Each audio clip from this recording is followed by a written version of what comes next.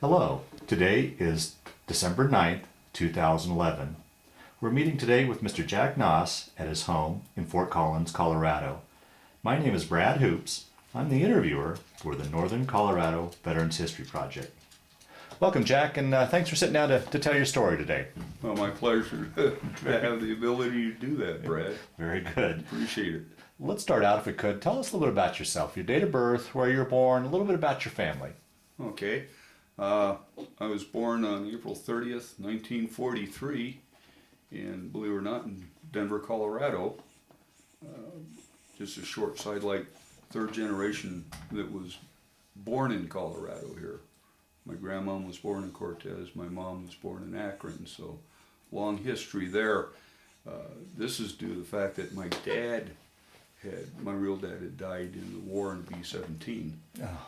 And then Mom moved back to Maryland to be with her sister and her husband and their child, my cousin, in Maryland, and that's where she met my stepdad, and they got married, and I was raised just outside of Baltimore in a place called Arbutus, Maryland, and that's went to high school, and prior to the infamous Catonsville 9 to Catonsville High School, and graduated from there. Attended 1 year at Colorado State University when the university and myself agreed that we were wasting my money and their time. So dropped out of university, and that's when I joined the Coast Guard, and that was in April of 1962. When I joined the Coast Guard. Now, out of all the service branches, how did you come to choose the Coast Guard? That's a funny story. In fact, I even wrote an article in one of the Coast Guard newsletters about that. It was back during the draft, and I dropped out of university, so I knew they were going to come looking for me.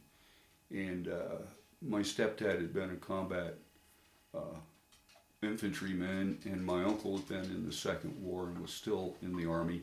And I had seen enough of that I knew I really didn't want to be in the Army.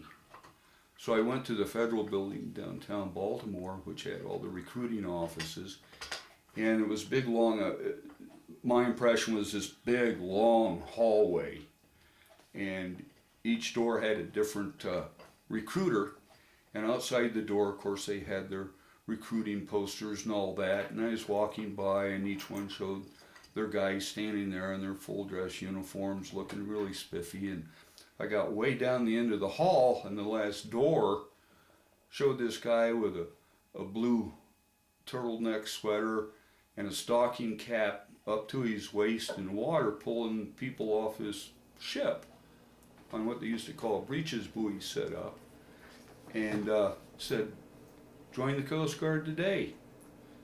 And I said, "God, this is the only guys I see that are doing anything right now. This guy doesn't even have a fancy uniform, it looks like." So I went in and asked the recruiter, I said, "Hey, can I join this outfit?" And he said, "Sure." He says, "What I can do is run you through the test right now, and we have a 6-month waiting period. So I'll put your name on the list, and when your name comes up, I'll give you a call." And sure enough, about 4 months later, I got the call and said, "Sure, I'll go," and jumped the train and went to Cape May, New Jersey, where the boot camp was. Now, had you spent much time on the water prior to that? Had you been out? Yeah, my dad and I did a lot of really small rowboat type stuff. He was what they call a waterman in Maryland from the Eastern Shore, and he'd grown up on the Chesapeake Bay and the tributaries and stuff, fishing and crabbing. And when I was younger, we'd fish, and every once in a while he'd rent a rowboat, and we'd row some of the small inlets off the bay.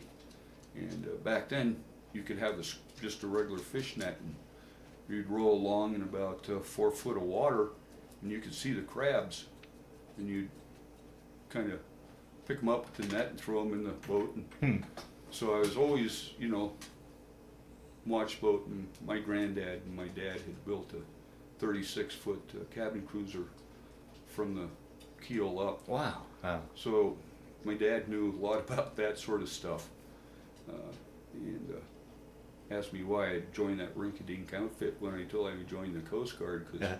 he'd grown up with them when they first got their name, Hooligans Navy, and that's, standing joke at that time with the Coast Guard was you had to be over 6 foot so that you could wade ashore if you sunk. So, I got indoctrinated right from the get-go Yeah, yeah. in the Coast Guard, and went through boot camp.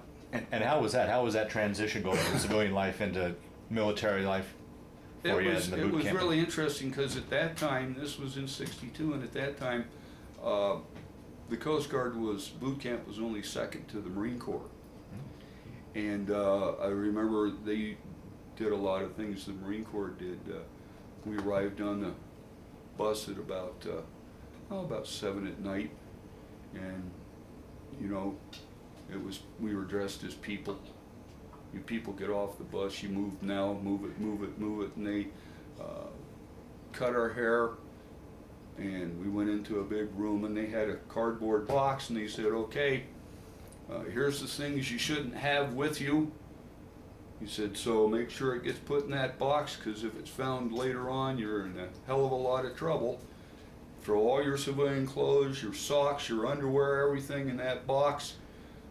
Give us an address where you want it sent home, because we're going to give you everything you need here in just a few minutes. They did. We got everything we needed. We went through a line in the sea bag, and uniforms and shoes and socks and underwear, and then we spent the rest of the night stenciling it all with our name and serial number. And then it was 16 weeks back then. It was boot camp, and each week you did something different. And our drill instructors carried swagger sticks just like the Marine Corps did, but they didn't wear the little campaign hat. But I can always remember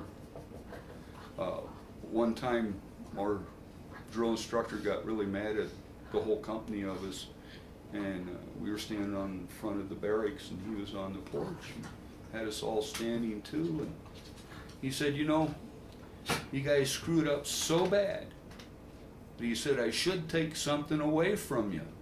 He says, but I can't, because you ain't got shit now. So, and that was the way it was. We didn't. And once you were done the 16 weeks, you were pretty well indoctrinated. You learned how to tie knots. You learned how, back then we had to learn how to row, because the bigger ships still had a couple real large boats that they rowed in rough weather rather than using a motor boat. They had a pulling boat. You learned how to row and how to rig it for a sail and how to tie knots, and you learned to wash your own gear and how to stow everything you owned in a sea bag. It weighed about 75 pounds, and that was everything you owned at that time. Wow. Then when boot camp was over, a lot of guys went directly to their units and stuff. I got selected to go to engineman school, learn how to take care of the engines on the boats and the ships and stuff. Now, was that by your choice, by testing, or just by selection, or how did you? You did a lot of testing to see what you were eligible for. Some guys, had the aptitude for radio, and back then they did a lot of coded word. And they ran you through a job to see how quick you could pick up on that. And they had it pretty tight to where they weren't going to waste their time sending someone to a school that they weren't going to make it through. And my dad at that time was a diesel truck mechanic. And for some reason I figured that was a good occupation to follow, so I put in for it, and I passed enough tests, I guess, or aptitude for it, that they shipped me off to Groton, Connecticut, where all the Coast Guard schools were at that time, to go through engine school. And that was, I can't remember, maybe 3-4 months to go through that. And then I got assigned to Norfolk, Virginia. Bad place for a Coast Guardsman. Why is that? Because of the Navy? Navy town. Yeah. And my wife visited there once before I even knew who she was, and she said all it looked like was a sea of white hats. And Coast Guard was a real small little outfit, and back then we wore the same uniform as the Navy, except on the right sleeve of the blue sailor suit, we had a white shield right at the bottom above the cuff. And the white shield designated Coast Guard. And we were always kind of set as prey to the Navy guys, because back then, you know, shallow water sailor, cesspool sailor. So you got to, you know, you got to understand that you were way down the food chain in Norfolk. But yeah, had one little set too, with a bunch of Navy guys one time, me and another cozy, when we walked into this establishment, and the Navy guy said, "Hey guys, look at that sailor just walked through the door. A seagull crapped on his sleeve and he never wiped it off." And needless to say, that started a little row. So you kind of grew up with that in the Coast Guard. Yeah, yeah. Plus, you'd say, "I'm in the Coast Guard," and he said, "Well, what do you do? What's your job?" And at that time, I was on what they call 82-foot patrol boat, and we worked out of Little Creek, Virginia, and our job was search and rescue, mainly, and then boating safety were the two big chores we did. And when the weather was nasty and everybody was coming in, we were heading out. It was just a rule of thumb that nobody gets in real bad trouble on a bright, sunny, calm day. Yeah. So I did a little bit on those, several years on those boats, and then I did a tour on what they called, back then were called lifeboat stations. And now they're just called Coast Guard stations. But they're all up and down the coast, and they're like firehouses. There's several boats there, and when you're on duty, you're on 24 hours. We used to do what was called port and starboard every other weekend, so you did 24 on, 24 off, and then Friday, Saturday, Sunday, you were either on or off. And during the weekend you were on for the whole 72 hours. And then you had Monday off, and then you went back on every other day, 24 hours. And it was just like a firehouse. Yeah, the yeah. alarm would go off, and me being the engineer, I was to get down to the boat first, get the engines going, getting everything set up, ready to go, and the seaman would come down with me, and he'd get the lines ready to get tossed off. And then the bosun mate or the coxswain would come down, because he'd stopped, found out what was happening, where he was going. Then he'd come down and let us know what we had, so we knew what gear to break out, to go out. And How big of a crew would go out? depending on the size of the boat. Oh, Now, okay. on most lifeboat stations back then, the biggest boat they had was 40 foot. Ours, the one I was on, had a 40-footer and a 30-footer. And the 30-footer was nice because it had a small cuddy cabin that you stood in when the boat was underway. 40-footer was open. It had no protection at all. You all stood out in the weather. There was a cabin forward, but that it was frowned upon to go up there when you were on a call. That was for survivors and people you rescued, not the crew. So, and it could get right hairy. Is there certain rescue missions you went out on that stick out in your mind? One was on the larger boat, 82-footer, where a barge had broken loose from a tug out in the mouth of the Chesapeake. And at that time, they were putting in that bridge tunnel that goes from Norfolk across the mouth of the Chesapeake to the other side. And they just got done building one of the spans, and they were afraid that barge was going to hit the span. So we went out and we pulled next to the barge to get a tow line on it. And at that time, 82-footer was run by a chief. It was all enlisted crew. There were no officers. And the chief said, "Okay, Jack, you jump over, and we'll send a line over to you, and you make it fast, ready for towing."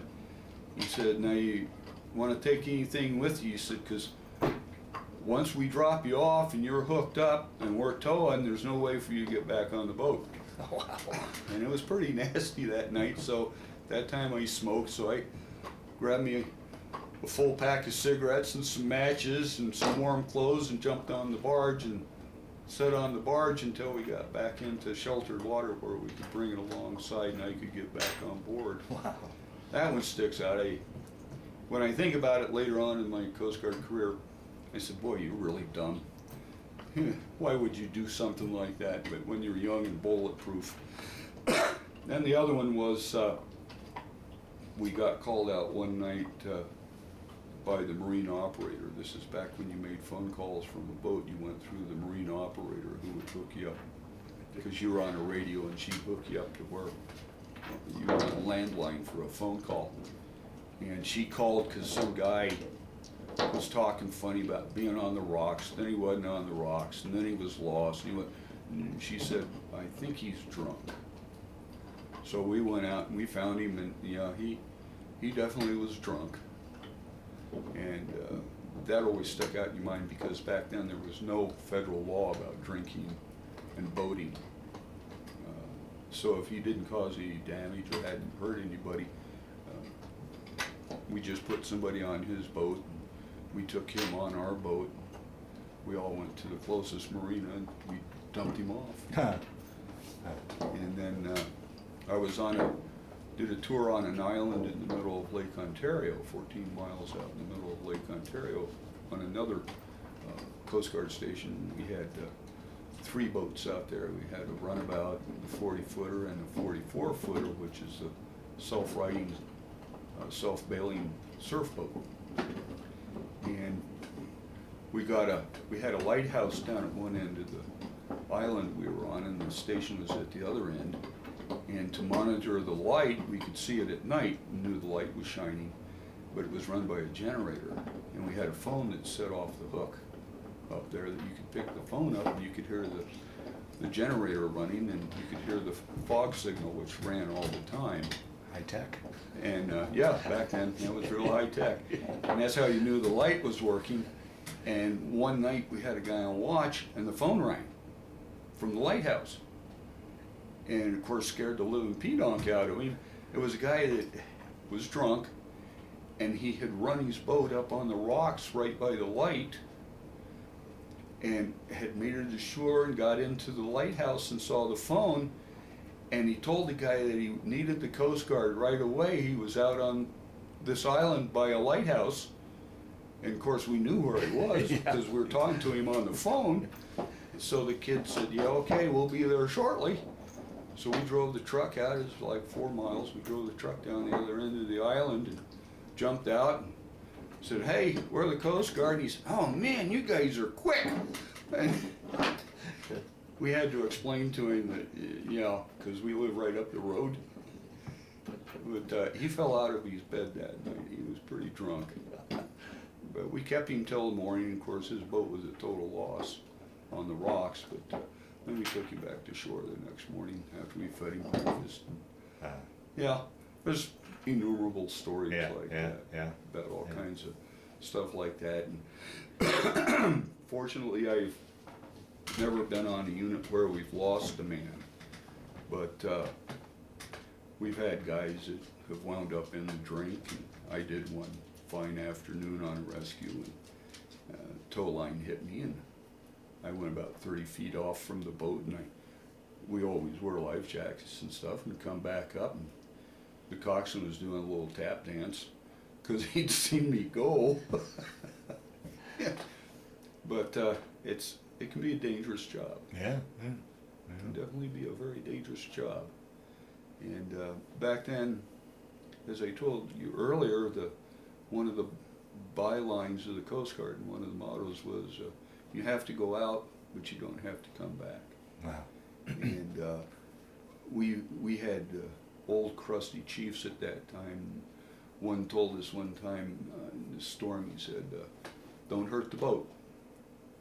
He says, I can get me another sailor real quick. He said, it takes a long time to get a new boat. He said, so don't hurt the boat.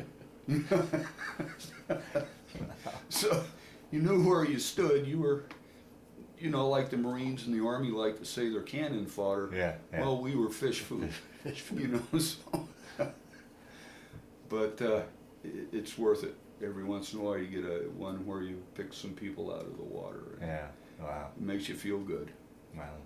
Or you find somebody that's been out there a while. So. So assignments took you to the Atlantic coast, up to the Great Lakes. Did you anywhere else? And then we'll get into your Vietnam experience, or maybe that transitions into your.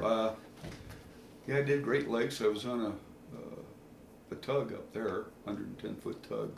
Wintertime we'd break ice. The summertime we'd do pollution stuff and search and rescue. And then on the East Coast I did 3 years on polar icebreakers. I've been to the Antarctic and twice to the Arctic. In Alaska, my first tour up there was in Kodiak, and it was on a 180-foot buoy tender. Now, was this all pre-Vietnam assignments? No, that's over a career. Yeah. Pre-Vietnam is the Coast Guard stations, the 82-footers, and one outstanding tour, because that's where I got my wife. I did a tour in Bermuda. Oh, wow. Of all places. I was in charge of the motor pool to keep the vehicles running for the aviation guys, because it was a Coast Guard air station. Now, what were we doing out in Bermuda? What we haven't a Coast Guard? The air station at that time out there, choppers weren't as refined as they are now, and the ships didn't carry helicopters, so they had 2 seaplanes out there for search and rescue and stuff like that, and they do open water landings to do some real hard rescues. And it was kind of a dying breed even at that time. And I just took care of the motor pool for the cars and stuff. Wow, that must have Being sounds a like sailor, a wonderful. being a sailor. And that's where I met my wife, and that's where we got married. She was a Canadian gal. Being a subject of the Crown, was working her way around the world on her passport, her Canadian passport. So that was her first stop, because Bermuda's a Crown colony. And that was going to be her first stop before she went over to Britain and then Australia and that sort of stuff. So she always accuses me of ruining her world tour. Now, when you enlisted, was it 2-year enlistment, 4-year enlistment, or what was the? It was 4 years for Coast Guard regulars. If you were a reserve, you did 2 years active, 2-year reserve. And I joined for 4 years. And when I got to Bermuda, I had to extend my enlistment by a year, because I had only a year left, and it was a 2-year tour in Bermuda, so I had to extend a year. And toward the end of the tour, just before I got married, as a matter of fact, my particular, what I did in the Coast Guard as an engineer, they were paying extra to retain my rate. So they gave me 3 times my re-enlistment bonus. So I said, well, heck yeah. So I signed on for another 6. And of course, the wife knew it prior to us getting married that this was going to be my career, because once I get done this tour, I'm going to have 10 years, and I'm not going to throw that down the tubes. Yeah. And I'm having a good time. I enjoy this field. So she knew I was going to stay in. And that was the last stateside, or couldn't even call it stateside tour before Vietnam. I married her in April of '66. In October of '66, I was sitting in Vietnam. Oh boy! So she got the real feel for military right from the get-go, and neat lady, because she stayed with me for 44 years. Or excuse me, I was just corrected the other day. 45 years this year. So yeah, she's been in the Coast Guard with me, and I always have to say I give kudos to any military family, the wife and the kids and everything, because to me they put more effort into it than I did. I had a job, and I knew what I had to do, and I had things that I did. And when I went away, it was on the wife to carry on, and I didn't even know how much money we had in the bank or the checkbook when I retired, because I'd never done it. Yeah, right. It wasn't something I had done. Right. I just shipped the money home. Yeah. And Well, that transitions into let's get into your Vietnam experience, and I know this is more of a personal interview in the way I approach it, but definitely let's get a little into the history of the Coast Guard in Vietnam as well. Okay. Personally, I never knew they were involved, so I'm sure people who watch this aren't either. And you could talk a little bit about that, and then how you, and then about your assignment. And okay. The Coast Guard, don't feel bad. The general public has no idea the Right. Coast Guard was in Vietnam. At the beginning, they were having problems with smuggling along the coastline, big heavy-duty smuggling, and in the shallower waters off the coast, where Navy destroyers and stuff like that just couldn't get in to do anything about it. They were running cargo junks and shallow water sampans and just the Viet Cong were Viet Cong and okay. North Vietnamese just moving stuff up Okay. down the coast at their leisure. And the Chief of Naval Operations and in Washington, D.C., called the Commandant of the Coast Guard and said, what we need is some shallow draft boats. And like I said, I'd been on 82 footers, and they were ideal for what the Navy was looking for. So our Commandant said, certainly, no problem, and eventually sent over 27 of these boats, and we had 3 squadrons with about 8 boats each in each squadron. They were titled Division 11, 12, and 13, and they worked from the southern part of Vietnam. Division 11 was on an island down there called Phu Quoc Island, and it basically took care of from the Cambodian border to the mouth of the Mekong. Division 12 worked out of Cat Lo, which is about midway up the coast, and they took care of from the Mekong to further up, and then the Division 13 was out of Da Nang, and they ran from DMZ down to the end of their patrol area. And the first big thing action the Coast Guard saw was they stopped a fairly large freighter that was hauling stuff and tried to evade and got into a pretty good sized firefight. From what I've read, it was early on before I got there, and actually the thing grounded itself, and they basically took it over, and it was loaded with contraband rifles and or ammunition and stuff like that, and that was the first big kill for the Coast Guard over there. Shortly after that, in fact, about a month or two before I went over, about a month before, because it really upset my wife, the Air Force strafed one of the Coast Guard boats, thinking it was what they call steel hull trawler up on the DMZ. It was the Coast Guard cutter Point Welcome. Killed 2 and wounded everybody else on board, including a Australian reporter that was doing a ride-along. Oh boy. And being the Coast Guard, the way the Coast Guard is, the boat was, pretty well shot up. They got it back into port and patched it up, and we all had mascots. And their mascot was Wiley the Coyote.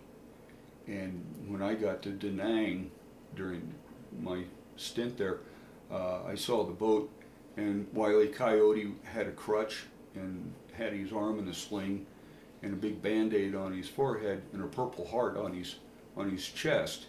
And that's the sense of humor the Coast Guard has. Yeah. Because he'd earned his the hard way. But within, about a year and a half, for intents and purposes, smuggling along the little over 1,000 miles of coastline was pretty much shut down. they reverted over to the Ho Chi Minh Trail and then the inner waterways that Vietnam has, rather than trying to get anything snuck through the coast. And that was done with 27 boats. Wow. And then we had what's called explosive ordnance detail, which the Coast Guard does in the States. Anytime a military vessel loads or offloads explosive ordnance, the Coast Guard supervises the loading and unloading of explosive ordnance. And the big place where that was done was called Cam Ranh Bay in Vietnam.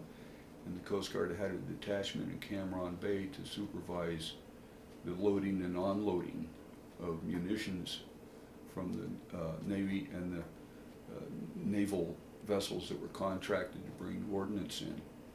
And we also had a Loran station that set on an island just kind of like where our island set, maybe half to 3/4 mile off the mainland or a mile off, something like that. And there was another island up around the corner from us up by the mouth of the Mekong that was a Loran station. It was manned by the Coast Guard. All Loran stations were manned, and that's long-range radio navigation for aircraft and ships. And it was set up, and there were stations in Thailand as well. And those stations were set up to pinpoint navigation stuff for the Air Force for the B-52 raids. And that was another one. At the height of the Vietnam era, there were a little over 5,000 Coast Guardsmen serving in Vietnam. And we were real fortunate. There were enough. I volunteered to go when I went because I was reading Stars or a newspaper, I think it was.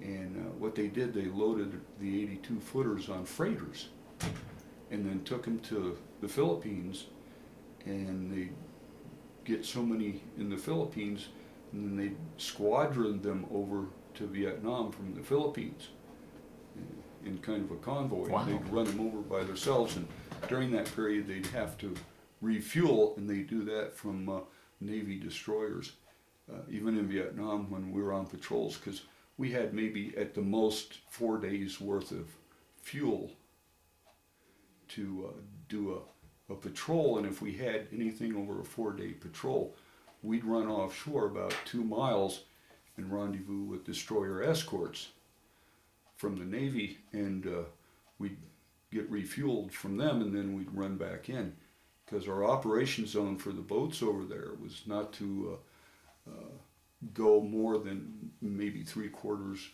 of a mile offshore, because you couldn't do what you had to do if you went too far off. And we had no distance that was too close. I've been in gunfire support with our mortar where we almost would lay our bow up on the beach to give us extra mileage on the mortar for the Army guys. So we had nothing. You couldn't get too close, Wow. but you could get too far. Well, what was it? Let me interrupt your story here. Yeah. What was it? How did your wife react to you volunteering? I mean, it wasn't like you were already in a dangerous occupation, but now you're going into a war zone. What was her thoughts, and what prompted you to volunteer? Oh well, we she has to laugh a little bit because that was part of what was included in the marriage package. Because I had volunteered about 6 months before I had met her. Huh? I had put my letter in because I saw my boat load being, in a photo in the newspaper, being loaded on a freighter going over. And so I put my letter in right away. I said, if they're taking the boat I was on in the States and sending it over there, I'm going over too. So I told her when we were dating and when we got married that there was probably a chance that this was going to happen. Okay. And even when it did, the only thing she really got upset about was I'd use acronyms. Well, I've got to go over to the CO and talk about this and NAFTA and the NCO, and she'd say, stop that. I don't understand a damn thing you're saying, and if you can't talk English, don't talk to me. So that was the only thing I think, really bothered her. Not saying that she didn't care that I was going. Yeah. It hit her real hard when the word came back about the 82 getting torn up by the Air Force. I think that really hit home that, it wasn't like all she'd ever seen me was in Bermuda at this air station fixing vehicles and trucks, and watching the aviation guys go out and fly around. So pretty benign type situation. Yeah. So I think when she found out that things really did happen over there, it was a concern. But yeah. So when did you go over? What was roughly the time period, the date you shipped out? Coast Guard was pretty good. I went over in October of '66, and I came home in October of '67. Yeah. Coast Guard had enough volunteers and everything that nobody really was, I'd say, were not allowed to do another tour. They figured with as many people as they had and everybody that was volunteering, they didn't have to double tour anybody. We had some larger Coast Guard cutters that went over also that worked with the Navy doing heavier type gunfire support because they had 5-inch guns on our boats, and we saw a couple of those while I was over there. But they lived on the boat, and they all would go to the Philippines after they get done their tour, and then they'd go home to wherever they'd come from. But us guys were there all the time. Our home base for my squadron down in the Gulf of Thailand, I was in. So you're in Division 11? 11. Okay. Yeah, it was Division 11 in the Gulf of Thailand, and the island was called Phu Quoc, and the little town was called An Toi. And there was what they called Vietnamese junk force base there. And that's exactly how they operated. It was, they ran larger junks that were manned and had guns on them, worked out of that base. However, there was no dock facilities in An Toi for anything like us. So there was a barracks ship and an old LST that they'd welded the door shut, and it was a machine shop and repair shop, and they were anchored out in the bay off of Phu Quoc, and we would nest up beside them. So when you'd go to home port, you were still at sea, you were still on the water, and you'd watch a movie. You'd go over on the barracks ship and watch the movie on the upper deck and get your popcorn, and they had a PX there and everything else you would need. So you never, I think the whole time I was there down in Phu Quoc, I went ashore twice. Is that right? Yeah, and one of them was the old man said, why don't you guys go over there and get rid of your web feet for a while? And they had the Navy had a little airstrip there, and they had a little bar there that consisted of a Quonset hut with a 4x8 plank on cinder blocks. It was the bar, and a cooler with beer, and that was the club. And we did that twice while I was there. That was your R&R? Yeah. Mm-hmm. Wow. Yeah. And the Coast Guard's always a funny outfit, always has been. It's one of the few services that we always had beer on board our ships. Oh, really? Yeah. And our boats. Very well controlled. God forbid you tried to sneak more than your 2 beers a week. And that's what it was. In Vietnam, we always had beer on board. And it was drawn down every time we went in port. And the rule was nobody gets intoxicated. You get intoxicated, you can kiss your stripes goodbye. So we always had beer on board, but it was never, I can't remember anybody ever getting drunk. Yeah. And that was one of the things the Navy guys they just shake their heads like, wow, those guys are getting beer. But we put, on the average, your average routine there was 3 to 4 days out and 2 to 4 days in. And it depended. 4-day stay was when they change engines on the 82 footers. They had so many hours, and it wasn't an overhaul. They just pull the old engines out and drop rebuilds in. And on that repair ship, they had a shop down there that that's all the Coast Guardsmen did in that one shop was to rebuild these V12 Cummins engines and have anywhere from 4 to 6 of them sitting on the side to where when a boat ran up its hours, they'd come in and they could change you out in 48 hours. Wow. Pull both those engines out and drop 2 new engines in on you. We averaged about 90% underway time in Vietnam, and didn't have much time to screw around anyhow. So Yeah. Now, your responsibility on the ship, were you responsible for the engines? yes, I was. Okay. Yeah. Okay. Myself and another crew member that was Sam was my what they call fireman, and that's a guy that's not designated as an engineman yet. And Sam did make third-class petty officer while we were over there. When there were 2 engineers, we had electronics technician, we had a gunner's mate that took care of all the weapons, we had a chief bosun mate, a chief engineer, a cook, and a seaman. And the normal complement in the States is 6 guys on that boat, but they had 11, 12 guys on the boat over there because of things that we needed that we didn't need in the States, like the electronics technician. If something broke while we were out on patrol, we couldn't leave the patrol area, so the electronics tech would take care of that. And of course, we bristled 82-footer. We had 4 50 calibers aft, 2 on each side, and a weapon that a Coast Guard warrant officer gunnery type had invented. It was an 82 mortar or 81 mortar with a 50 caliber machine gun on it. And it was called piggyback rig. The mortar was underneath, the 50 caliber was on top of it. I have a photo I'll show you later.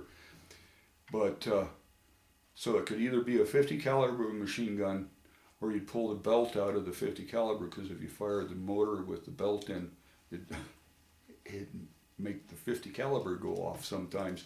So you'd pull the belt out and then you'd work the mortar just like you would a normal mortar. Except we had a little thing on it that we had a pin that you could pull back and it'd withdraw the firing pin. And you drop the round in and then you could point it like a rifle and fire it straight out the tube of the mortar, because when you pulled the trigger, the firing pin would come out and you'd go out just like a rifled round. But that was invented by a Coast Guard warrant officer, and it was used on even when the Navy started doing their small boats over there, the swift boats and that sort of thing.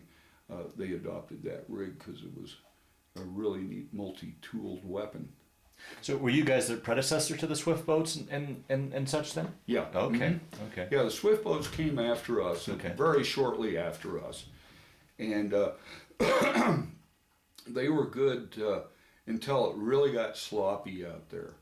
And just being the size they were, and they weren't set up for men to stay on board, you know, for 3-4 days at a time. They just weren't made for that.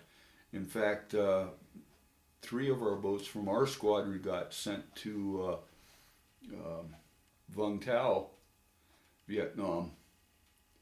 I think it was Vung Tau. But we got sent up there, halfway up the coast, because the Navy swift boats, it was during monsoon season, which monsoon is actually means high winds.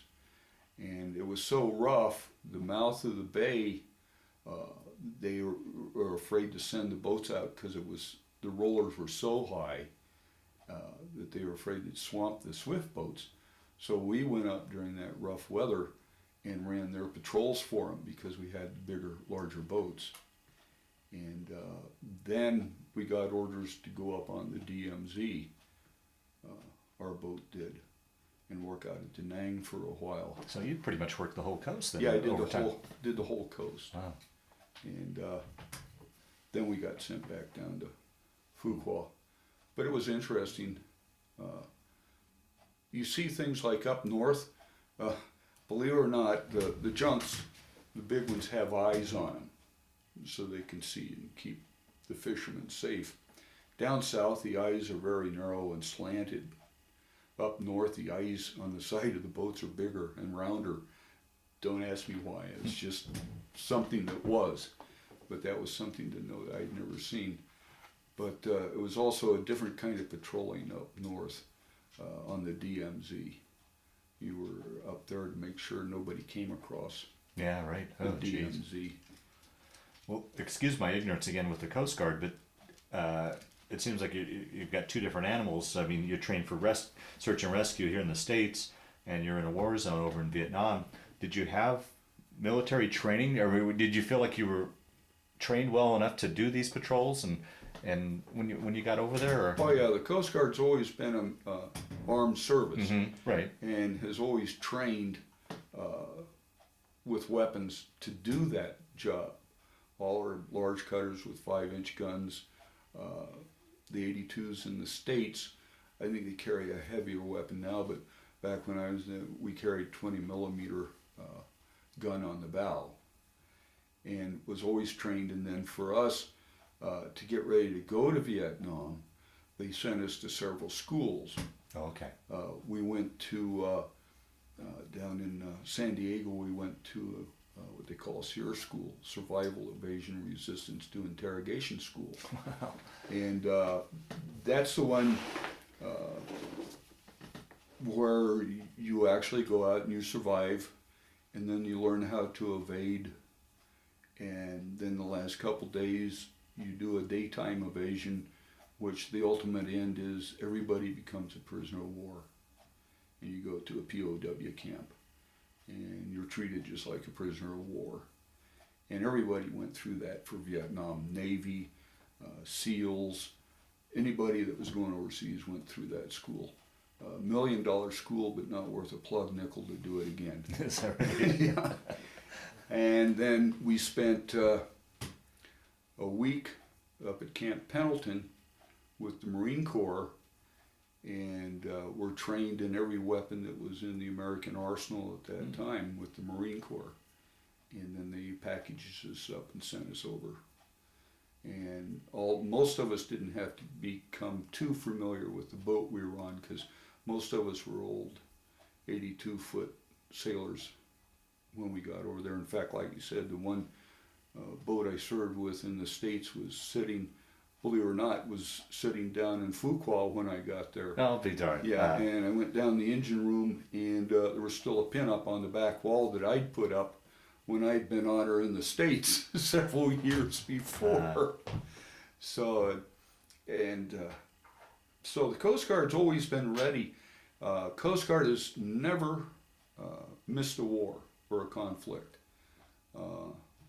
We have, back when I was in, we had one more streamer than anybody else, battle streamer on our flag, because we fought the undeclared French-Indian War. But we've been in every conflict the United States has ever been in. The Coast Guard's been there.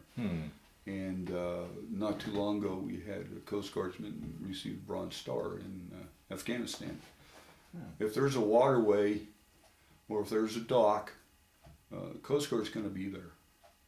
And they've been overseas ever since the start of the stuff over there, running the waterways, and people doing explosive loading, harbor security, and I'll be darned. Wow. basically what they do here in the States. Yeah. Talk a little bit about life over there in Vietnam on the boat. Was by and large, was it comfortable? I mean, as far as your sleeping quarters, food. You said for entertainment, you guys would go over on the barge and watch a movie. What would you do on your downtime? What little time? We'd play cards. Like I said, we'd watch the movies on there, and there was always enough maintenance to be done on the boat where you had very limited time to get it done. But being the fact that it was made for about a 7-8 man crew in the States, and then you flop much more people on it, because we also had 2 officers on board, whereas in the States those boats were skippered by a chief petty officer. But over there they had 2 lieutenant JGs. It was a CO and XO. So the stateroom that was up where the 2 chiefs slept now had bunk beds up there for the officers and the two chiefs.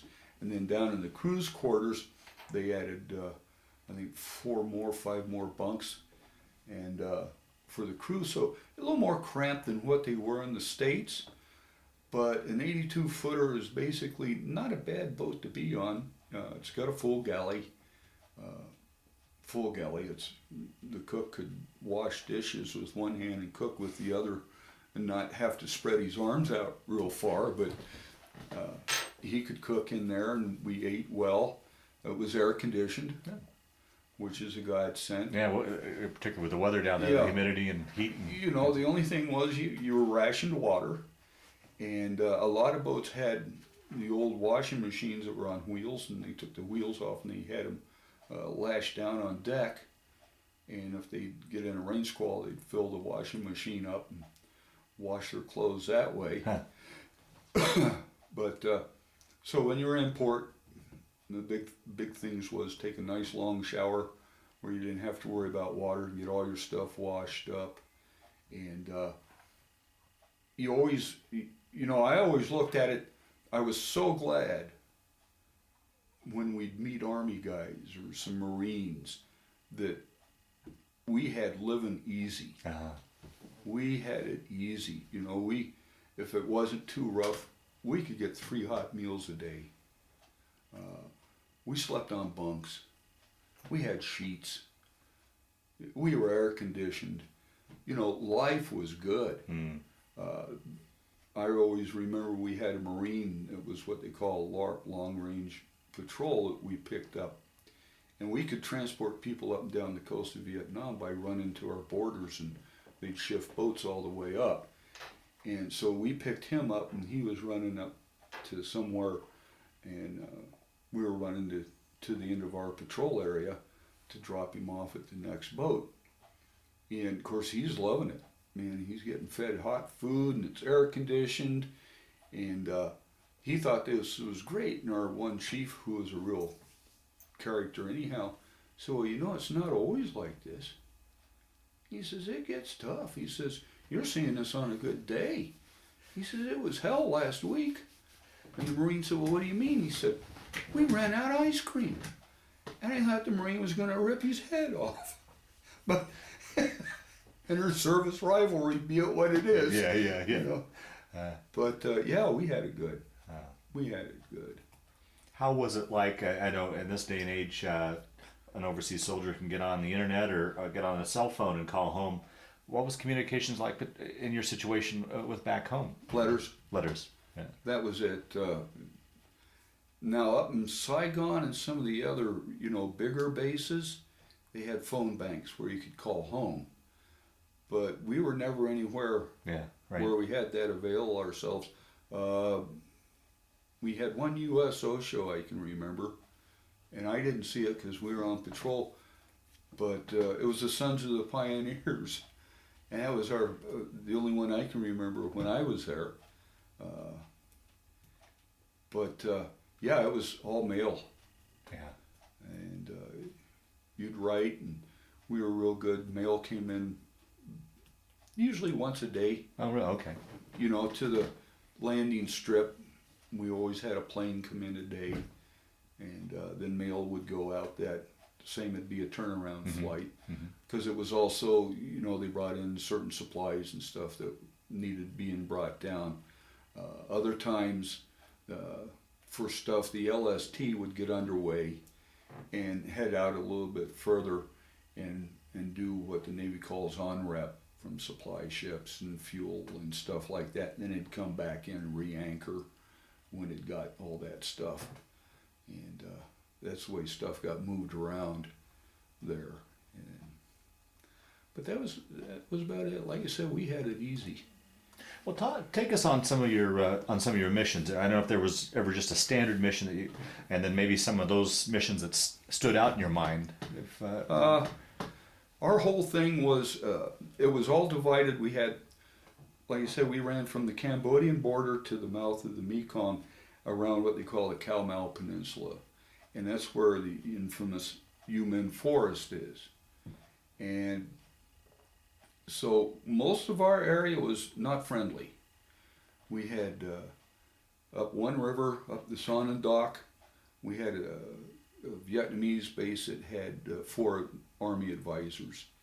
And then right on the Cambodian border, there was a Green Beret outfit that was up there. And as far as that was the only 2 friendly places we had. And then there was a Vietnamese Navy junk force base, other than where we were at Antoy. There was one on a little island called Con Son. And that was all the friendlies in the area. So our whole thing was just the old saying, 90% pure boredom, patrol, checking junks, checking cargo, stopping fishermen. And we had, at first when I got there, we had long probes, metal probes that we'd stick down because they'd have ice laid in when they'd fish. And you'd have to stick the probes down to make sure there wasn't anything being hid underneath. Then we got really neat, long, looked like a sword, but it was a metal detector. It would, any metal would set it to beeping. But you did that. You'd have 4 hours of watch, 2 hours of boarding duty, and then you were off until your next watch, which was 4 on, 8 off. So actually you had you had 6 on and not too much off. Yeah, right, yeah. But you'd try to cram in sleep when you could, and you'd get fed when you could. And it would range from going out on a patrol and just routine boarding the whole time and nothing else. Then other times, the crud would hit the fan. We came by, there was an area on Khao Mau Peninsula where they had what they call fish stakes, and it's a bunch of wooden rods, or wooden sticks, big poles basically. They stick out, and then they have nets stretched between them, and then they come out on occasion and get the fish out of the nets. And that was all VC controlled, and everybody knew it. It was just one of those things. And you had 2 options. You could run between the shore and the first pole, or you could go out about a 1/4 mile and run outside the fish stakes. Well, one day we ran inside them. We'd always run inside them usually. And man, we got hit. They were waiting for us. And you heard a couple of them splat on the hull, so the old man said, well, we're on the wrong end of this stick. He said, so we're getting out of here, because we weren't like the Army and them. We always had the option. We could run to seaward and get away.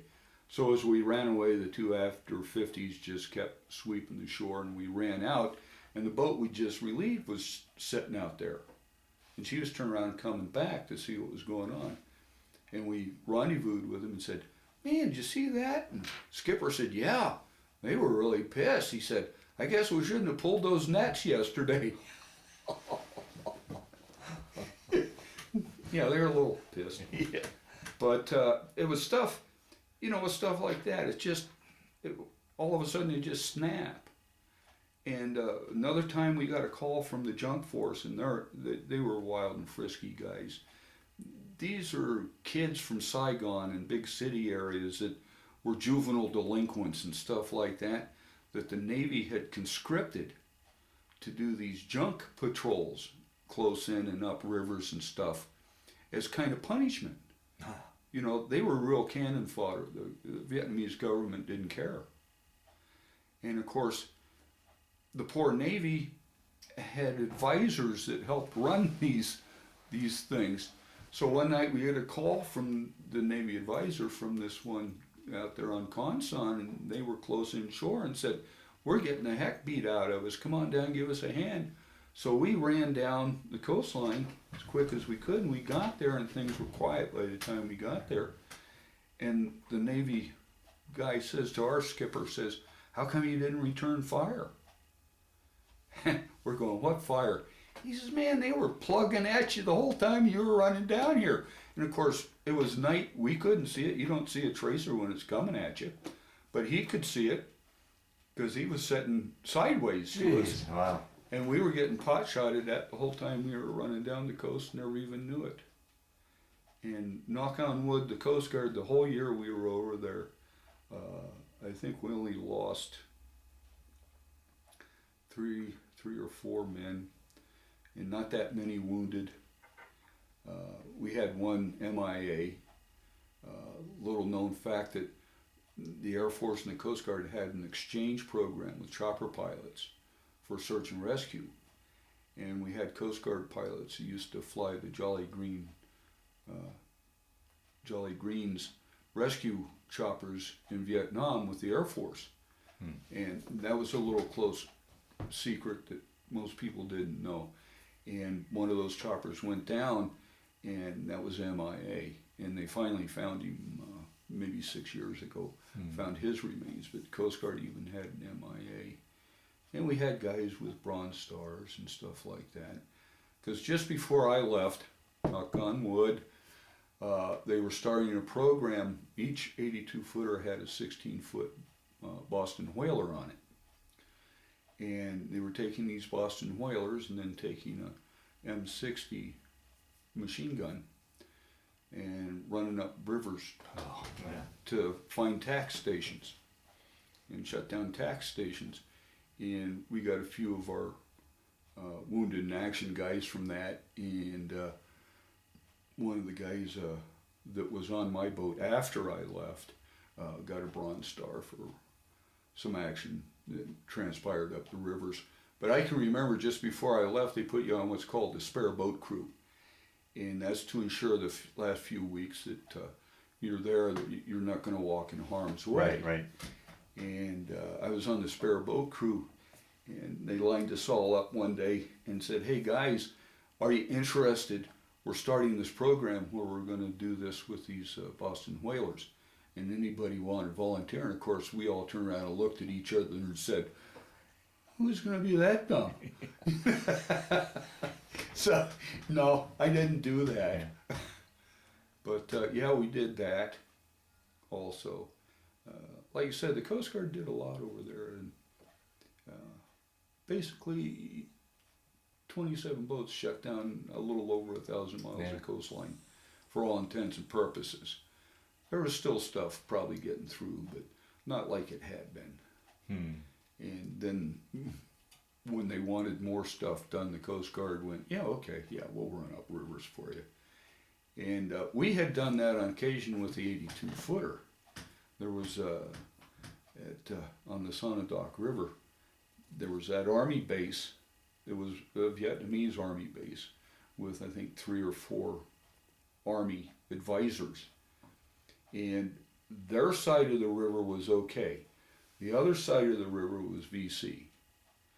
And they'd get hammered every once in a while from the other side of the river. So what we'd do, we'd come up the river and sit there and give them gunfire support, because we had the mortar, and we could bring 2 50 calibers and a mortar into play for them. And it was kind of tough because there was a small shoal at the mouth of the river, and it was shallow enough to where when we went in, we'd have to go at full speed, and we'd kind of bounce over it like you do a parking bump to get into the river, and we just had enough room to kind of turn around. And a lot of times we'd get, later on they were going up rivers that you really didn't have much room to turn around on the big guys. And this base, we always felt sorry for them, so all the guys in the squadron, all the boats, got permission from the old man for the gunner's mates to go up and draw parts for a 50 caliber. Go in and say, "Hey, I need this, mine broke.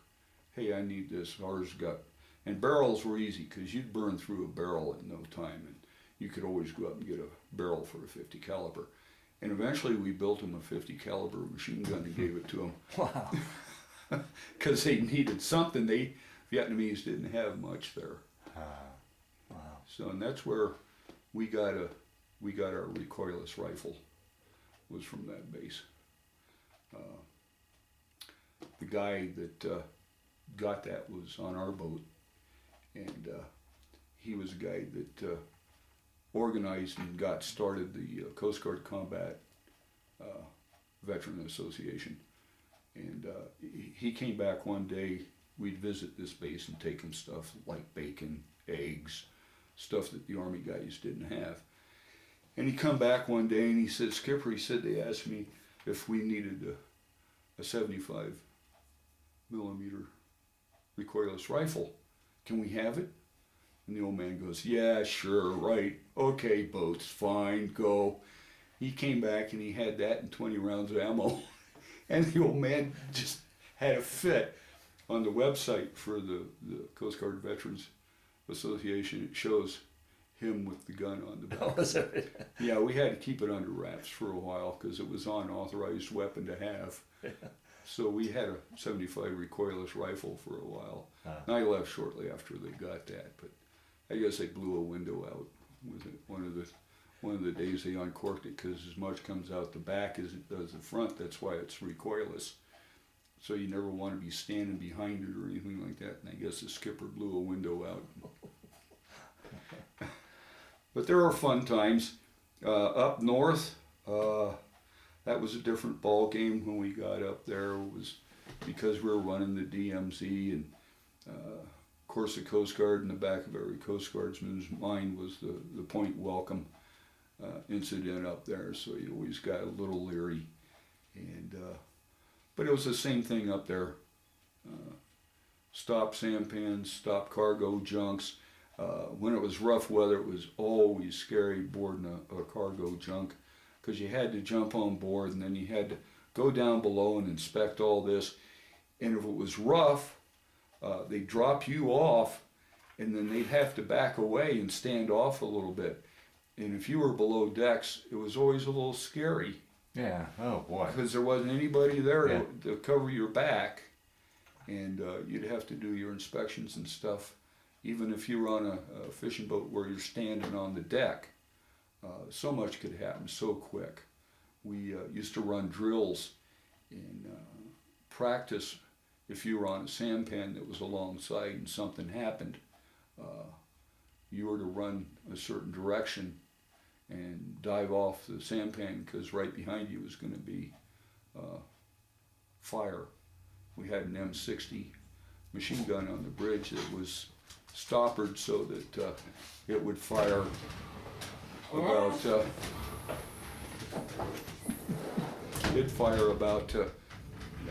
less than a foot off the side of the boat when it was depressed, and it could walk the whole length of a sampan. And they would start at the forward part of our boat, and you'd run to the after part of our boat on the sampan, and they'd just trace down the side of the sampan. Never had to do it while I was there, thank God, but we were all trained, and that's what it was, and it was for real. And you learn some Vietnamese because up north we operated a lot of times without an interpreter. So we learned all the stuff you don't normally ask a Vietnamese. You know, the only thing I know how to say nice is thank you.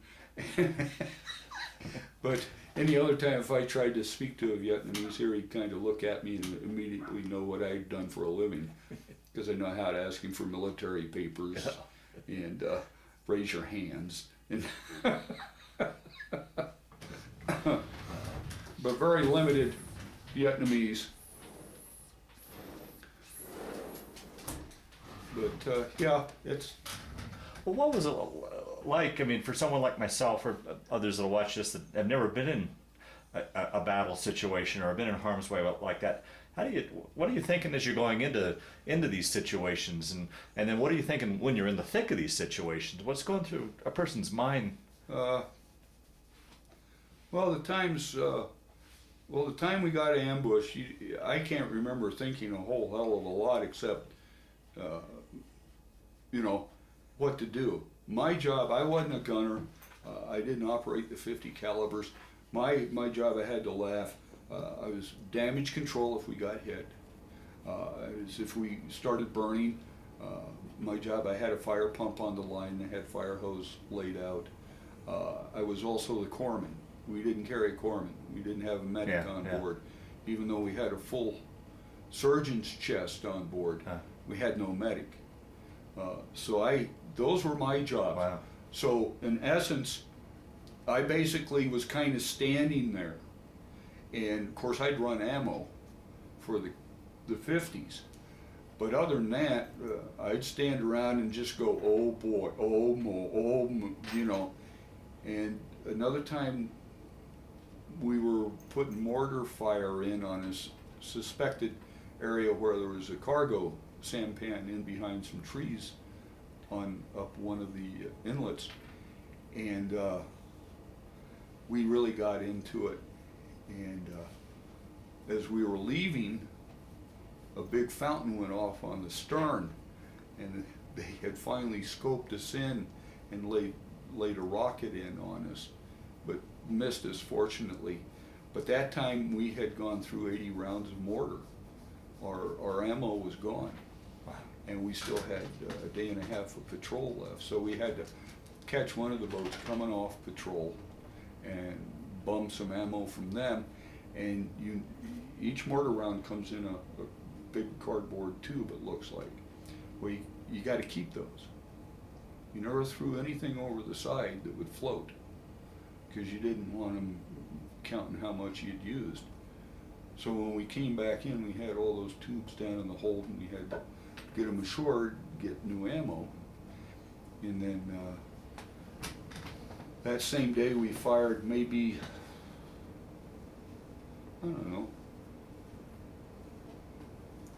1,000 rounds of 50, 2,000 rounds of 50, because we changed one barrel out, and there was brass all over the deck. And that was one rule that our skipper had, that none of us ever wore flip-flops. Flip-flops were not allowed, because hot brass hit your foot. And it's also dangerous when you're in a fight like that, with all that brass rolling around. You really got to watch your footing, or you're going to fall down. But those were rare times when you really got into a thick like that. I say, like I said, most of the time it was routine patrol. You talk about search and rescue. Yeah, that's always the byword for the Coast Guard. That's what we're known for. Yeah, right. Yeah. And we even did it over there.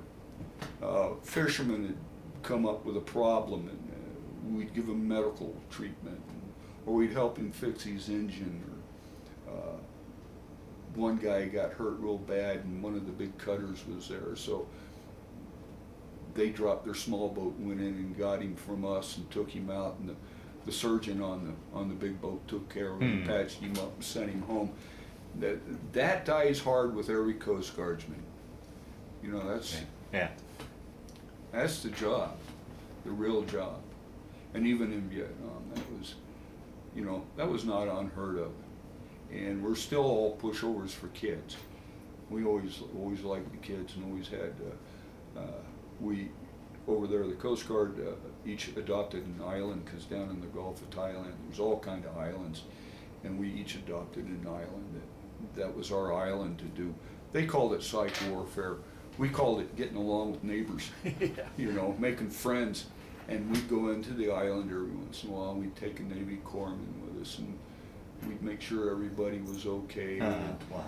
We'd have candy to give out to the kids, and we'd sit with the village chief, and do you have any concerns? Everything going okay? And we'd drink the stuff he called, I don't know what he called it, but we used to tease and say you had to drink it through closed teeth so you'd strain the stuff out of it. But yeah, we did that too. And then the Coast Guard had a orphanage that the guys would send money off to. Wow. Up in Saigon.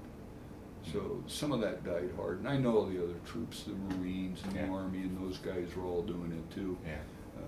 The thing about the American GI is he's a pushover for that stuff. You know, give his last Hershey bar to some kid. But yeah, you bet. Mm-hmm. So you had your 1 year stint, and then you returned home, and right.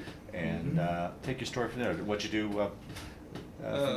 First tour home was in Buffalo, New York, and I was on the 110-foot tug up there. And primary job for tugs up on the Great Lakes are icebreakers. And during the winter, we were the tug out of Buffalo. We'd run over to Detroit, and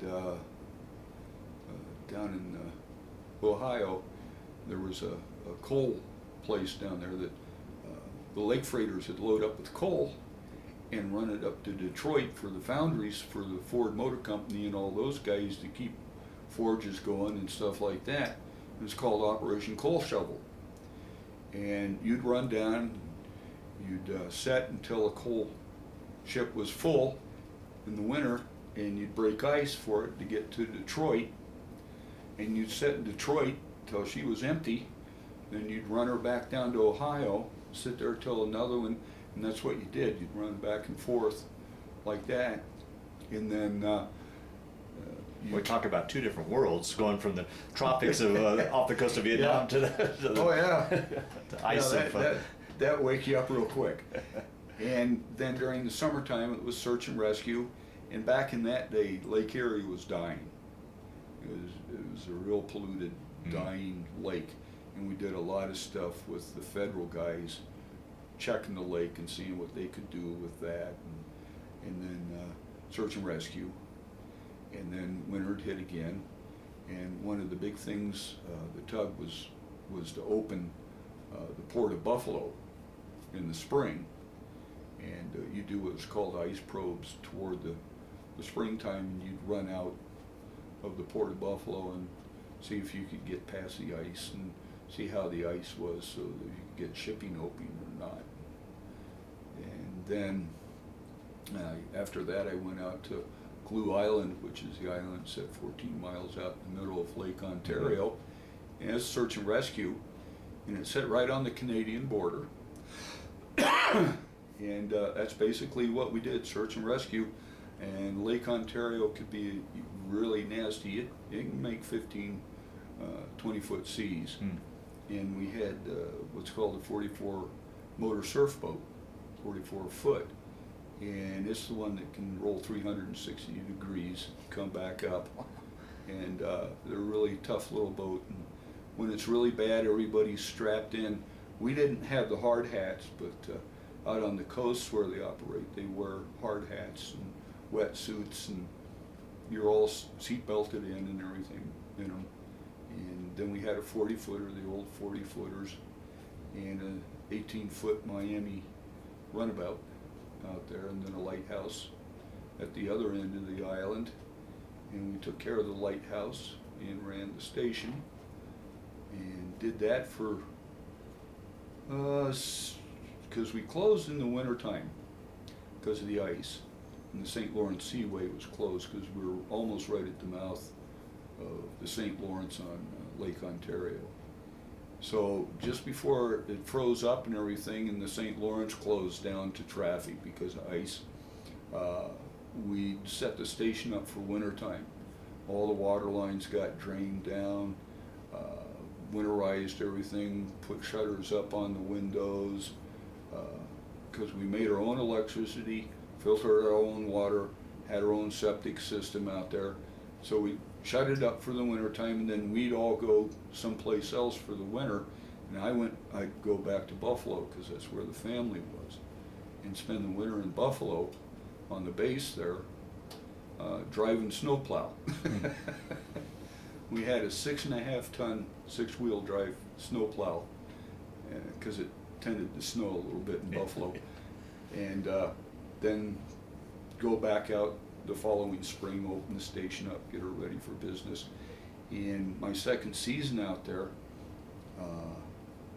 I went to a polar icebreaker down in Baltimore, and went to the Coast Guard cutter Southwind, which is a polar icebreaker. And we left December 71 for Operation Deep Freeze in the Antarctic. And we went to the Antarctic and spent almost 60 days in the ice doing research. We had some guys from Chicago that were checking DDT residue in the Antarctic, and did that. Went down the west coast of South America, made a few really fun stops. Then we got done and we headed back, and we were setting, and we stopped in Buenos Aires, and then we went up to Rio de Janeiro, some neat places, and we were sitting in Rio, and they said, load up, resupply, head back down the Antarctic. The Japanese breaker's having a hard time getting out of the ice. So we swung around and started heading back down, and we were gone about a week, and they said, no, come on back, they're okay. So we turned around and come back home, and got home sometime late May, early April, and then went north in July, and didn't get back till September or October. So that year, I was gone most of the year, that first year on the icebreaker, and then did another trip north, and that's when we were working with one of our sister breakers, and she lost her rudder twisted on her in the ice. So we called for assistance, and the Canadian said, well, we can get our big breaker underway. We'll see you in a week. And the old man went, no. So we eventually got her out in the Navy ship she was working with out of the ice, and took her in tow. And when we got relieved, we were just short of having the longest deep water draft tow in the world for distance, because we brought her up past, got her out of the ice past just a little bit northeast of Greenland, up in the ice, and brought her down to off the mouth of the St. Lawrence Seaway. Did that, then got transferred to Alaska, to Kodiak, where I served on a 180-foot buoy tender out of Kodiak, and got introduced to the Gulf of Alaska, and the Aleutians and weather, and the one big rescue we got sent out on that we'll never forget is the John N. Orloff, which was missing, and we went out and iced up so bad that buoy tenders are black-hulled, we looked white. And we found the boat, the crew was gone. The boat, we figure what apparently happened is in Alaska they strung their life raft out because they thought they were going to sink, and they do that and they tether it to the boat and they get in the life raft. And if the boat starts heading down, they just cut the tether, and they must have thought she was going down, because she wound up on a reef but nobody there. So that's typical Alaska, Kodiak. Oh boy. And we stayed up there, and I made warrant officer up there, got my commission. And Uncle Sam says, where you've been enlisted, when you make your commission, you have to be transferred, because it keeps hard feelings and stuff like that from happening. Whereas one day you were crew, now you're hossing them around, and feelings can get bad. And from there, I got sent back to New York City. What a change. And spent, was assistant engineer on an ocean-going tug. And if you ever watched the movie The Perfect Storm, well, that's not, the ship they have in there is not the Ojibwa, or not the, excuse me, Tamaroa. That's another style cutter, but the Tamaroa is what I was on, the one that eventually went out in the Perfect Storm, did the rescue of the pilots and stuff. That was the Tamaroa. And I was assistant engineer on there, and then they put me behind a steel desk. And I took care of, in the 3rd Coast Guard District, I was the engineer that took care of all the small boats in the area. I had 165 small boats that were my heartache. I was on her, then the large steel desk, and had the small boat desk there. Did that for a while. My next transfer was, we went back to Alaska, This time went to Juneau, where I was at headquarters for the 17th District is what Juneau was in. And I was at district headquarters in engineering. And my job then was, Alaska had 7 buoy tenders, and if one of them broke, that was my heartburn. And I wrote all the contracts for their shipyards. I put 4 in one year and 3 in the next.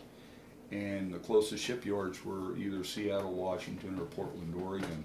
There are no large shipyards in Alaska. Everybody has to go south. And I logged a lot of miles, including getting to fly prior to the eruption of Mount St. Helen to after the eruption of Mount St. Helen. So I got to see her both states. Wow. And that was where we wrapped it up. They said they were going to send me back to Washington, D.C., and I would take care of every buoy tender in the Coast Guard. And I kind of figured I'm sitting in Alaska and they want to send me to Washington, D.C., and I said, well, thank you, but no thank you, and we retired. And that was the end of the Coast Guard career. What brought you here to Fort Collins? Did you come here to Fort Collins and thereafter, and what? Shortly thereafter, we spent another 4 years up in Alaska, and I had, as I previously said, I had gone to CSU here, and we mutually agreed that we'd stop that. So I said to Sharon, I said, you know, I'd like to go back and finish a degree.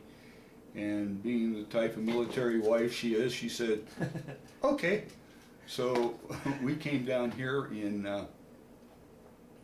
78 or 79. We came down and I enrolled at CSU. One daughter said, well, I'm going to go to CSU too. And the other daughter was at Rocky Mountain High School. So we were living in married housing over on campus. And the wife looked around and went, well, the heck with you guys. And she went to nursing school. So one time, everybody in the family was in school. And I got through rather quick. I started in 80.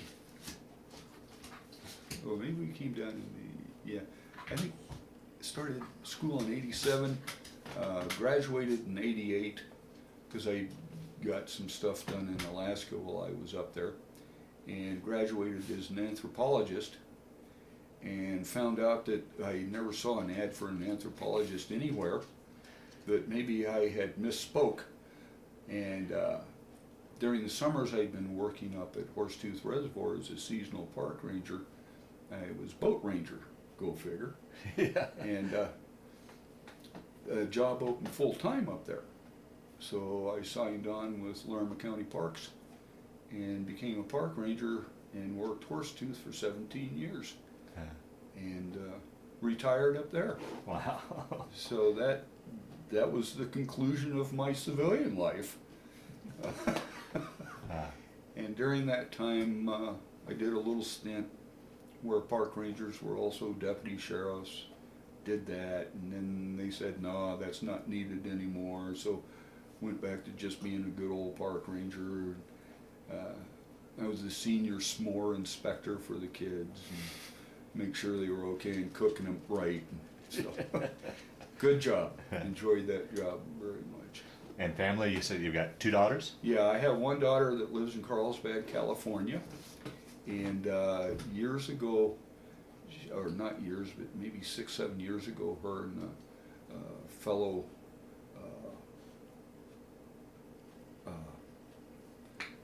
workout person, professional trainer, I guess they are, physical trainer, and she is, and she's also a Pilates instructor. They bought their own gym, and they've had that for about 7 years now. And she's single, just still floating around out there. And then my oldest daughter is in Fort Mojave, Arizona, which is across the river from Laughlin, Nevada. And she works with the Chamber of Commerce, and her hubby is in construction, finally getting his head back above water now. And they do real well. And she has a daughter who was attending University of Montana at Billings. And they're all going to be here this Christmas. Oh, wonderful. So they'll all be down for that, and that's the family. Yeah. And Well, through the years, you've talked about the Coast Guard military organization. Have you ever got together with your guys, or is there any sort of reunions, or have you kept in touch with some of the guys you served with? And oh yeah, we email. The Coast Guard's a really small outfit. I just checked not too long ago, and it still stands that this is just active duty Coast Guardsmen, not counting reserves or anything like that. That active duty Coast Guard is still 1,000 men short of New York Police Department. is that right? Yeah, and that's been that way for years.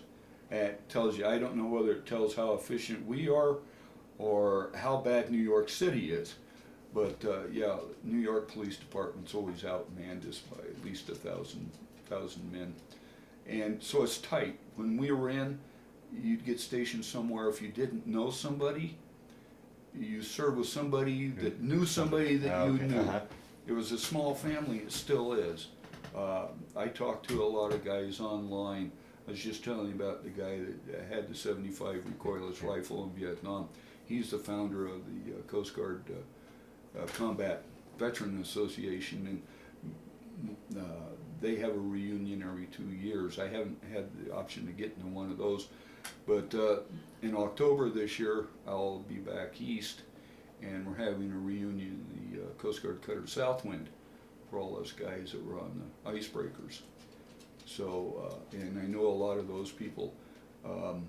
Just a side note, the skipper on the icebreaker that put me up for warrant officer was waiting to make captain. I was waiting to make chief, and there was a freeze, and he'd walk by and go, "We're going to make it, Jack. We'll make it." And then he put me up for warrant officer. The next time I saw him was in Alaska, and he was the commanding admiral for the Alaskan division. So I mean, it's that small where you just bump into people. And of course, I'd gain more rank, and he'd put 2 stars on. So, but it's the same way in retirement. We just not too long ago reconnected with one of the people I served with in New York City when I was at the engineering division there behind the desk. Reconnected with him and his wife. I just talked to a guy I served with on the Ojibwa back on the Great Lakes, and he started the Coast Guard Tug Association. So, you know, it's just a simple matter. Go up online, and I've talked to guys I was on the icebreaker with that worked with me and for me, and so it's still a very small outfit. You know, it's like people say, once a Marine, always a Marine. Yeah. Well, in the Coast Guard, once you've been a Coastie, you're always a Coastie. And no matter how far you go, or like here in Fort Collins, I think there's about 16 of us. And I have an email for a couple of them. I've been a little slow on doing the uptake on that. But if there's a Coastie around, you get together. Somewhere along the line, you're going to discuss being somewhere or meeting someone that you knew. And it's just really neat. I'll be darned. It really is. Well, we'll start to wind down this interview. Okay. Is there anything I didn't ask you that you wanted to talk about, or any other stories that kind of floated up as we've talked here? So ideally, we've covered your story as best we can, or do you think we've got her covered pretty good? We've pretty much got her covered. All right. You know, there's all kind of stuff, but that's for my book. Yeah, fair enough. Fair enough. Well, Jack, I want to thank you for sitting down to tell your story today, but more importantly, I want to thank you for your service. Well, you're very, very welcome, and I had a ball doing it. So. Very good. I really did.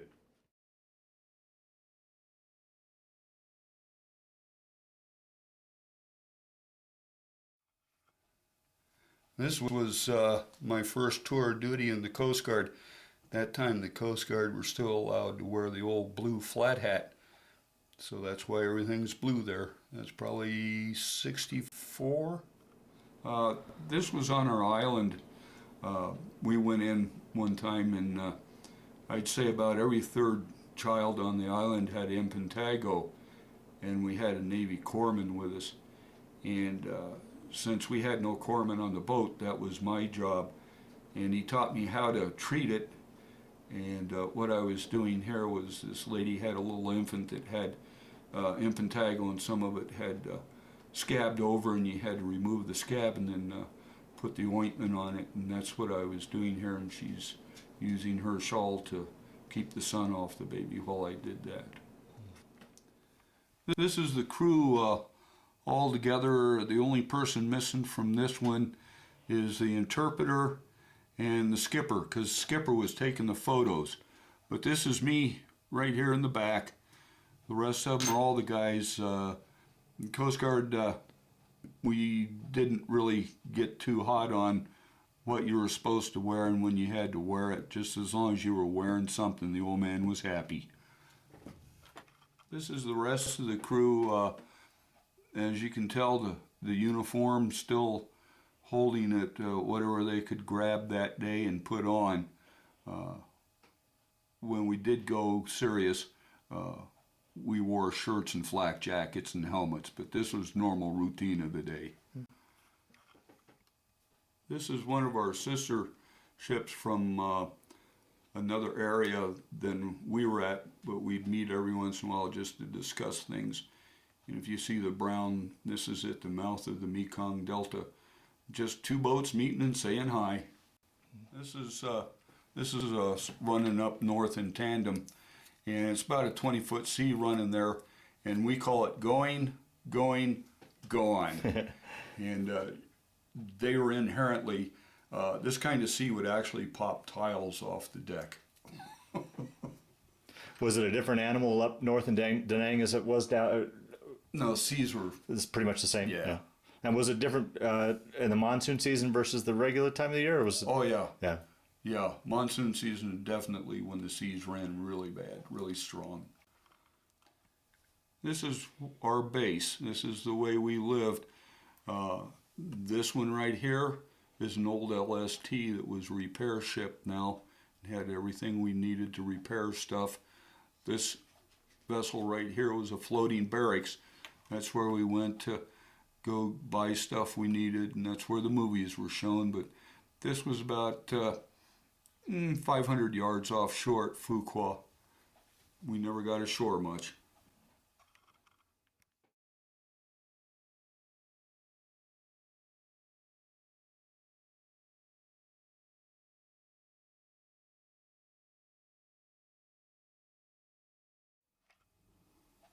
This was the patch that was developed for the Coast Guard Squadron One in Vietnam. This is a hard pin copy of it. Now, Coast Guard 1 and Divisions 11, 12, and 13 fell under that? Right. Okay. And then there was a Division 3, which were the big cutters. Okay. This is our mascot on the boat I was on in Vietnam. This is Andy Cap. He was drawn and painted by our first-class bosun mate. You notice he's got the proverbial cigarette in his mouth. He's toting a pint of beer and a Thompson submachine gun. Yeah, this is my last day in the Coast Guard. This is my retirement in Juneau, Alaska, 1982.